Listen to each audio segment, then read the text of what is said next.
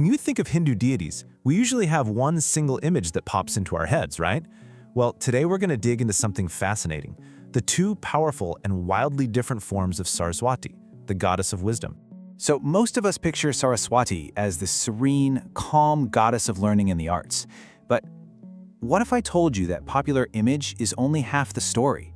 What if there's a powerful, mysterious, and totally rule-breaking counterpart hiding in plain sight? Okay, first up, the path of purity.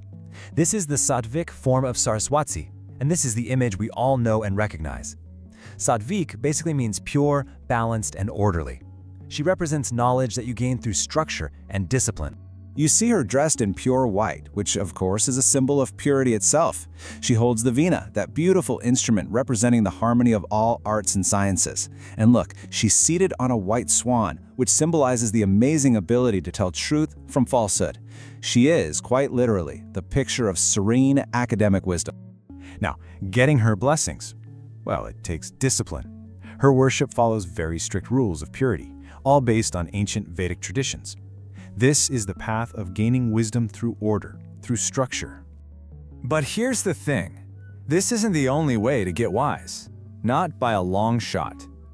Beyond the veil of what's conventional, there's another, much more primal form. And that brings us to the path of power. Let me introduce you to Matangi, the tantric form of Saraswati. She represents a radically different approach to wisdom. So Matangi isn't just any deity. No way. She's one of the 10 Mahavidyas, which literally means the great wisdom goddesses. Just hearing that, you know she's part of an inner circle of some incredibly powerful and formidable energies. And the contrast with Saraswati is immediate. Forget pure white, Matangi's skin is a vibrant emerald green, a color that just screams deep primal energy. She is the goddess of the spoken word, of secret knowledge. She grants you eloquence and mystical power, the kind of wisdom that exists far, far outside the lines of tradition. And this is where things get really interesting. A key part of her worship involves Uchchista. Get this, Matangi is famously offered leftover, or ritually polluted food. It sounds wild, I know, but it's this incredibly powerful act that symbolizes that true insight, real truth, is bigger than our little social rules about what's pure and what's not. Okay, so let's put them side by side. Sattvic versus Tantric. This is where you'll really see just how different these two paths to wisdom are. I mean, the contrast here is just stark, isn't it? Saraswati's path is external. It's focused on academic learning that you get through purity and rules.